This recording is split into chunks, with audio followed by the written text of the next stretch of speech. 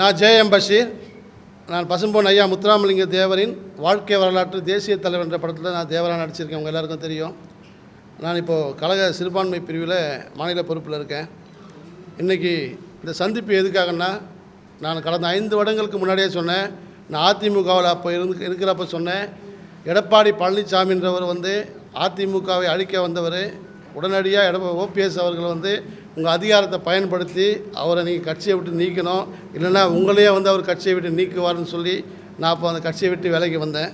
எதுக்காக நான் அந்த கட்சியை விட்டு விலகி வந்தேன்னு உங்கள் எல்லாருக்கும் தெரியும். கண்ணியமிக்க காகித மில்லத்தினுடைய பிறந்த நாளுக்கும் நினைவு நாளுக்கும் அவர் முதலமைச்சராக இருக்கிறப்ப அவர் வந்ததே கிடையாது. இஸ்லாமிய சமூகத்தில் இருக்க ஒருத்தருக்கும் அந்த கட்சியில் அங்கீகாரம் கிடையாது. ஒரு மாவட்ட செயலாளர் கூட முஸ்லீம்கள் அதில் இல்லை. அப்படின்ற ஒரே ஒரு காரணத்துக்காக நான் கேட்டேன், என்னை கட்சியை விட்டு நீக்கினாங்க.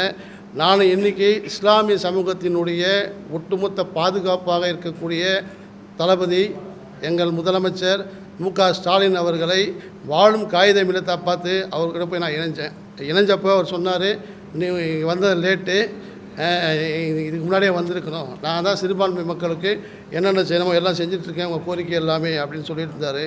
இன்றைக்கி ஓபிஎஸ் ஐயா அன்றைக்கி சொன்னது இன்றைக்கி நடந்திருக்கு. அவர் கழகத்தில் இணைஞ்சிருக்காரு. அவர் திராவிட முன்னேற்ற கழகத்தின் சார்பாகவும் என் சார்பாகவும், ஏன்னா நான் அவருடைய அபிமானியின் உலகத்துக்கு தெரியும், என் சார்பாகவும் ஐயா அவர்களை திமுக கழகத்தின் தாய் கழகத்திற்கு வருகிறவர்கள் வரவேற்கிறேன்.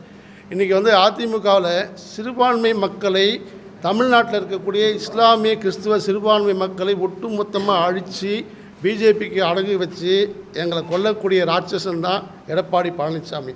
இந்த ராட்சசனை அழிக்கணும்னா இன்றைக்கி தமிழக முதல்வருடன் ஓபிஎஸ் ஐயா அவர்கள் கைகோர்த்திருக்கிறது எங்கள் எல்லாருக்கும் மிகப்பெரிய சந்தோஷமாக இருக்குது. இஸ்லாமிய மக்கள் மட்டுமல்லாமல் நான் தேவராக நடித்ததுனால எனக்கு தேவர் சமுதாய மக்கள் எல்லாம் நான் வாழும் தேவராக பார்த்துட்ருக்காங்க. நான் இன்றைக்கி தென் தமிழகம் எங்கே போனாலும் என்னை தேவராக நினச்சி என் கூட ஃபோட்டோ எடுக்கிறாங்க, என்கிட்ட ஆசீர்வாதம் வாங்குறாங்க.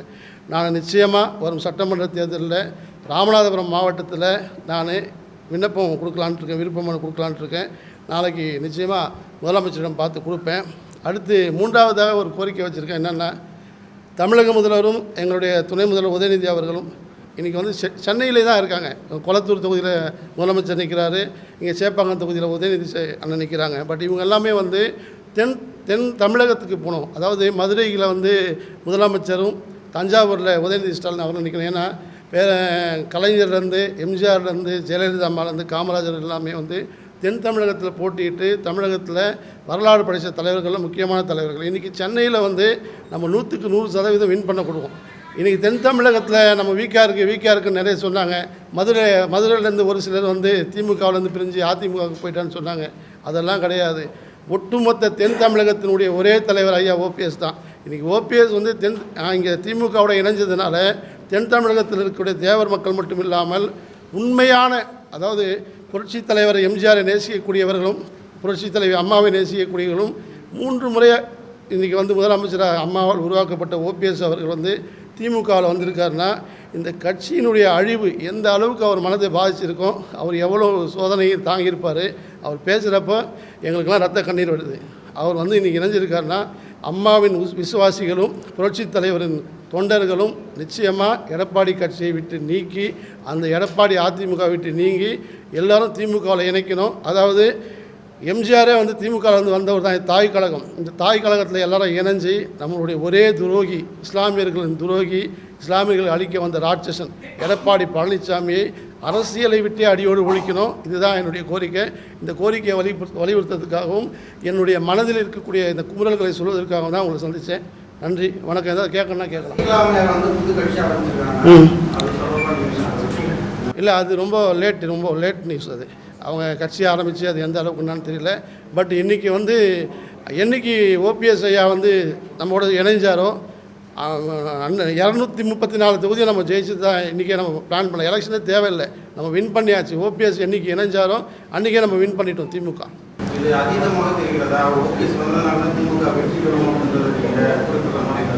இல்லை, 100%. ஏன்னா ஓபிஎஸ் ஐயா அவர்கள் 3 முறை முதல்வராக இருந்தார். அவருக்குன்னு ஒரு வாக்கு வங்கி இருக்குது. அவர் பாரதிய ஜனதா கட்சியுடன் இணைந்து நாடாளுமன்ற தேர்தலில் சுயேட்சையாக போட்டியிடுறப்ப பலாப்பழ சின்னத்தில் இந்தியாவிலே அதிகமான ஓட்டு பெற்ற வாக்கு வாங்கிய ஒரு ஒரே ஒரு வேட்பாளர் அவர் தான். அவருக்குன்னு ஒரு ஓட் பேங்க் இருக்குது.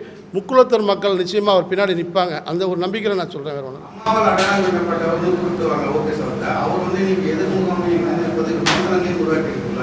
சார், அம்மாவால் அடையாளப்படுத்தப்பட்டவர் அம்மாவுடைய கட்சி. எம்ஜிஆரால் உருவாக்கப்பட்டு புரட்சி தலைவி அம்மாவால் வளர்க்கப்பட்ட இந்த கட்சி அழியுதுன்னா, இந்த கட்சியினுடைய துரோகியை அழிக்கிறதுன்னா நம்ம திமுகவுடன் சேரல எந்த தவறும் இல்லை சார். முதல் நம்முடைய வேலை துரோகியை அழிக்கணும், அதிமுகவினுடைய தொண்டர்களை நல்வழிப்படுத்தணும். அதுதான் சார். அதிமுக இருக்கும் பொழுது திமுகவை எதிர்த்து எப்போதும் அரசியல் செஞ்ச அதிமுகவுடைய தொண்டர்கள் நிர்வாகிகள் ஓபிஎஸ் திமுக வந்ததுனால எப்படி வந்து திமுக போட்டு போடுவாங்க? இது பின்னாடி வேலை இருக்கும் சார். இது 100% ஓபிஎஸ்ஐ ஃபாலோ பண்ணுற தொண்டர்கள்லாம் அவரை தான் தலைவராக வச்சுருக்காங்க. தலைவர் என்ன சொன்னாலும் தலைவர் கிணத்துல குதினாலும் குதிக்கணும், அவன் தான் சார் உண்மையான தொண்டர். இன்றைக்கி ஓபிஎஸ் சிந்தித்து செயல்படக்கூடியவர், நிதானமாக செயல்படக்கூடியவர்னு உங்கள் எல்லாருக்குமே தெரியும். ஏன்னா உடனடியாக ஒரு முடிவு எடுக்க மாட்டார். அவர் என்ன சொல்கிறாரோ அவரை ஃபாலோ பண்ணுற தொண்டர்கள் செஞ்சால் தான் உண்மையான தொண்டராக இருப்பார் சார்.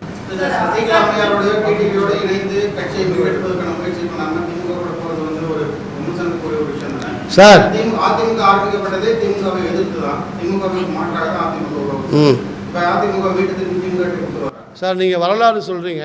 அதிமுக எம்ஜிஆர் புரட்சி தலைவி எம்ஜிஆர் வந்து திமுகலேருந்து வந்தவர் தான். திமுகவிலேருந்து சில பிரச்சனைகளால் அவர் வெளியே வந்து அதிமுக ஆரம்பித்தார். இன்றைக்கி இப்படிப்பட்ட வளர்ந்த ஒரு மாபெரும் கட்சியை ஒரு துரோகி அழிக்கிறான்னா அவனை அழிக்கிறதுக்கு கூடிய ஆயுதம் என்னன்னா, நீ திமுகவுடன் இணைந்தால் தான் நம்மளால் அழிக்க முடியும்னு ஐயா ஓபிஎஸ் சரியான முடிவு எடுத்திருக்காரு. மாண்புமிகு முதலமைச்சரும் அவர் அரவணைச்சிருக்காரு. இப்படி இருந்தால் தான் சார் நம்ம அந்த அதிமுகவின்ற தொண்டர்களை காப்பாற்ற முடியும். அதிமுக தொண்டர்கள்லாம் ஒட்டுமொத்தமாக இன்றைக்கி திமுகவுக்கு வரணும் சார். இதுதான் என்னுடைய கோரிக்கை சார்.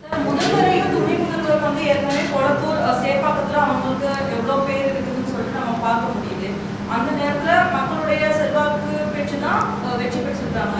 ஆனா அதை தாண்டி அவங்க வந்து மதுரை அந்த மாதிரி இடத்துல போட்டி போடணும்னு சொல்றதே வந்து ஒரு லாஜிக்கா அவங்களுக்கு தெரியல சார். எனக்கு என்ன லாஜிக்னா மேடம், நீங்கள் கேட்டது இன்றைக்கி புரட்சி தலைவர் எம்ஜிஆர், ஜெயலலிதா அம்மா, கலைஞர் கருணாநிதி, கர்மவீரர் காமராஜர் இவர்கள் போன்ற மாபெரும் வரலாற்று தலைவர்கள் எல்லாம் தென் தமிழகத்திலிருந்து தான் போட்டிட்டு சென்னைக்கு வந்திருக்காங்க, தமிழ்நாட்டுக்கு வந்திருக்காங்க, தமிழ்நாட்டை ஆண்டிருக்காங்க.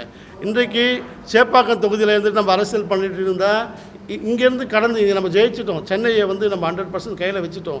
இன்றைக்கி தமிழ்நாட்டில் வந்து நீங்கள் எனக்கு வந்து திராவிட முன்னேற்ற கழகத்தினுடைய தலைவர் கலைஞர் அவர்கள் போட்டியிட்ட திருவாரூரில் போய் சின்னவர் போட்டியிடணும்னு எனக்கு ஆசை. ஏன்னா அந்த வழி வந்தது. மீண்டும் எங்களுடைய இளைய தலைமுறையின் தலைவர் அவர் அங்கே போய் போட்டியிட்டால் இது ஒரு வரலாற்று பதிவாக இருக்கும்.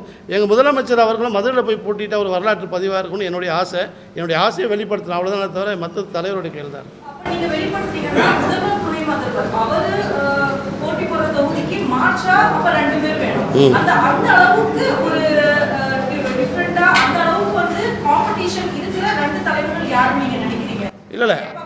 இல்லை சேப்பாக்கத்தில் ஒரு இஸ்லாமிய இளைஞரை யாராவது நிறுத்தலாம். ஏன்னா ஒரு இஸ்லாமியர்களுடைய தொகுதி தான் அந்த தொகுதி.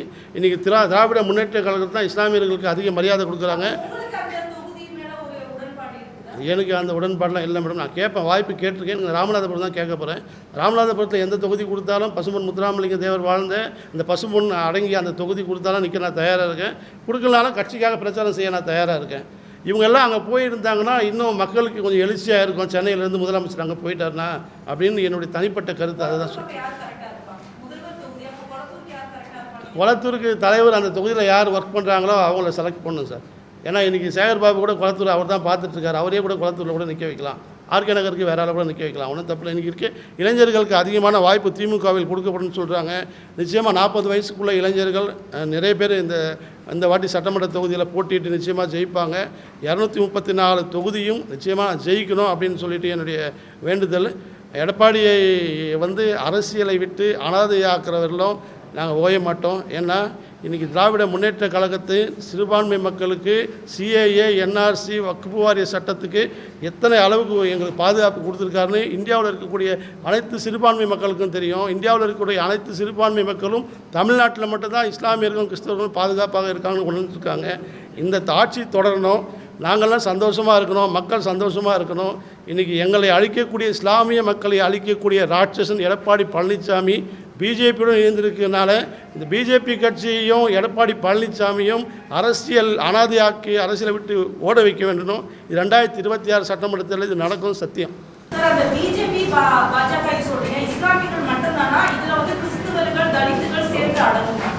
மேடம், சிறுபான்மைன்னா முஸ்லீம்கள், கிறிஸ்துவர்கள், ஜெயினர்கள் இவங்கெல்லாம் வந்து சிறுபான்மையாக நம்ம தமிழ்நாட்டில் இந்தியாவில் வச்சுட்ருக்கோம். இவங்களுக்கு எல்லாமே ஒரு பாதுகாப்பு வேணும். அவ்வளோதான். பாஜகவோட அதிமுக கூட்டணி அமைச்சர்கள் வந்து விமர்சிக்கிறோம். இதே பாஜகவோட திமுகவும் கூட்டணி இருந்ததுதானே? அப்போ வந்து அவங்களுக்கு பாதுகாப்பு. அப்போது வந்தது வாஜ்பாய், அப்போ இருந்தது வாஜ்பாய், இப்போ இருக்கிறது மோடி, அமித்ஷா. அப்போ இந்த மாதிரி பிரச்சனைலாம் இல்லை சார். அப்போ சிஏஏ, என்ஆர்சி சட்டம்லாம் அவங்க கொண்டு வரல, வகுப்பு வாரிய திருத்த சட்டம்லாம் அப்போ கொண்டு வரல. அப்போ வந்து கலைஞர் என்ன சொன்னாலும் அது மாதிரி கேட்டுட்டு இருந்தாங்க. இப்போ கேட்க மாட்டாங்க அவங்க. இன்றைக்கும் முஸ்லீம்களுக்கு எந்தெந்த ஊரில் எந்தெந்த பிரச்சனை நடக்குது உங்களுக்கு எல்லாருக்கும் நல்லா தெரியும். தொப்பி போட்டு தொழ முடியல. இன்றைக்கி பாங்கு சொன்னால் பாங்கு சவுண்டு சொல்லக்கூடாதுன்னு சொல்லி கோர்ட்டில் கேஸ் போடுறான். இது மதுரையில் பார்த்தீங்கன்னா இன்றைக்கி ஒரு கோயிலில் வந்து முருகர் கோயிலில் அது எத்தனையோ ஆண்டு காலமாக அந்த தர்காவில் அங்கே ப்ரேயர் பண்ணி தான். இதுவரையிலும் எங்களுக்கு சண்டையே கிடையாது சார். நானும் எத்தனையோ வாட்டி அந்த தர்காவுக்கு போயிட்டுருக்கேன். இப்போ புதுசாக ஒரு சண்டையை கிளப்பி இஸ்லாமியர்களுக்கும் இந்துக்களுக்கும் ஒரு சண்டையை ஏற்படுத்தி இதில் குளிர்காயலான்னு பார்க்குறாங்க. நிச்சயமாக இது தமிழ்நாட்டில் நடக்காது சார். சார், பிரதமர் வந்து இப்போ மதுரையில் வந்து தரிசனம் பண்ணுறாரு. அதே திருப்பதி சார், பிரதமர் இல்லை சார். அவர் வணங்குற கடவுளே வந்து தரிசனம் பண்ணால் கூட அவர் கூட அதை தப்பாக ஏற்றுக்க மாட்டார். ஏன்னா இஸ்லாமியர்கள் நாங்களும் இந்த நாட்டு மக்கள் தான். நான் இங்கே தான் பிறந்தேன், இங்கே தான் வாழ்ந்தேன், இங்கே தான் கல்யாணம் பண்ணேன், செத்தா என்னை இங்கே தான் புதைக்க போகிறாங்க. நாங்களாம் இந்த நாட்டு மக்கள் தான் சார். தமிழ்நாட்டில் தான் வாழ்ந்துட்டுருக்கோம். எங்களையும் மற்ற மதத்தினரையும் பிரிக்கிறன்றது சாதாரண விஷயம் கிடையாது. தென் தமிழகத்தை பொறுத்தவரையிலும் மாமன், மச்சான், சித்தப்பா, பெரியப்பா, சியான்ற உறவு முறையோடு வாழ்ந்துட்டு மக்கள் நாங்கள். எங்களை பிரிக்கணும்னு நினச்சா நிச்சயமாக யாரும் பிரிக்க விட மாட்டாங்க சார். இல்லை, முருகரை தொட்டால் தமிழர்கள்லாம் கோவப்படாங்கன்னு சொல்லி முருகரை தொடுறாங்க. முருகர்லாம் அப்படி ஒன்றும் கிடையாது. முருகரே வந்து அவர் கல்யாணம் பண்ணிட்டு இருக்கிறது ஒரு தாழ்த்தப்பட்ட பெண்ணை தான் வள்ளியை கல்யாணம் பண்ணிட்டு இருக்கார், குறத்தியை. அதனால் நிறைய விஷயங்கள் நம்ம சொன்னால் கான்ட்ரவர்சி ஆகும். அதெல்லாம் ஒன்றில் என்னுடைய ஒரே ஒரு கோரிக்கை என்னென்னா, இந்த தேர்தலில் 2026 தேர்தலில் பிஜேபியுடன் கூட்டணி அமைத்து சிறுபான்மை மக்களை கொல்ல துடிக்கின்ற ராட்சசன் எடப்பாடி பழனிசாமியை அரசியல் விட்டு அனாதையாக்க வேண்டும். இதுக்கு வந்து இன்றைக்கி எங்களுடைய தலைவர் மாண்புமிகு முதலமைச்சர் ஸ்டாலின் அவர்களுடன் கைகோர்த்திருக்கின்ற ஐயா ஓபிஎஸ் அவர்களின் ஆதரவோடு இந்த விஷயம் நிச்சயம் நடக்கும். அனைத்து அண்ணா திராவிட முன்னேற்ற கழக தொண்டர்களும் திமுகவில் வந்து இணைவார்கள் என்று நான் வேண்டிக்கிறேன் சார். சரி, இப்போ நீங்க இஸ்லாமிய கிறிஸ்தவர்கள் இதை பத்தி சொன்னீங்க. அதே இளைஞர்கள்னா பல குடும்பத்துல விஜய் அவர்களுக்கு வாக்கு செலுத்தவும் ரெடியா இருக்கிறாங்க. சோ இந்த விஷயத்தை நீங்க எப்படி பாக்குறீங்க? ஏன்னா அவங்க இங்க வாக்கு நிரூபிக்கல, இருந்தாலும் ரசிகர்களாக பல பேர் வந்து வாக்கு செலுத்த ரெடியா இருக்காங்க. இந்த விஷயத்தை பத்தி உங்களுடைய கருத்து என்ன? நானும் விஜய் ரசிகர் தான். அதனால் ரசிகர்ன்றது வேறு, ஓட்டுன்றது வேறு, வாக்குன்றது வேறு, ரசிகர்ன்றது வேறு. பட் நான் விஜய் சார் படம் எனக்கு ரொம்ப பிடிக்கும். நான் பார்ப்பேன், கைத்தட்டுவேன், விசில் அடிப்பேன். பட் ஓட்டு போடணுன்னா என்னுடைய வாழ்க்கையை யார் நிர்ணயிப்பாங்க, எனக்கு யார் வந்து பாதுகாப்பு கொடுப்பாங்களோ அவங்களுக்கு தான் நான் ஓட்டு போட முடியுமே தவிர இப்போது விஜய் சார் பற்றி பேசுகிறது வந்து இது சரியாக இருக்காது. நான் பேச வந்தது எடப்பாடி என்ற இந்த துரோகியை வந்து அரசியலை விட்டு நீக்கணும். இதுக்காக தான் பேச வந்தேன் நான். இல்லை, அது வந்து விசிலுக்கெலாம் யாரும் தடை போடலன்னா கவர்மெண்ட்டில் தடை போட்டு உத்தரவு போட்டிருக்காங்களா? ஜீவோ இருக்கா? அவங்களே சொல்லிக்கிறாங்க தடை போட்டாங்கன்னு சொல்லிட்டு. அப்படிலாம் யாரும் தடை போடல. இப்போ வரும்போது தான் பார்த்தேன் விசில் அடிச்சு தானே இருக்காங்க நிறைய இடத்துல. சார் அதெல்லாம் கவர்மெண்ட் ஜீவோலாம் ஒன்றும் போடல சார். சும்மா இவங்களே வாயில் சொல்லிக்கிறது, அவ்வளோதான். வேறு ஏதாவது கேளுங்க. நன்றி, தேங்க்யூ. நான்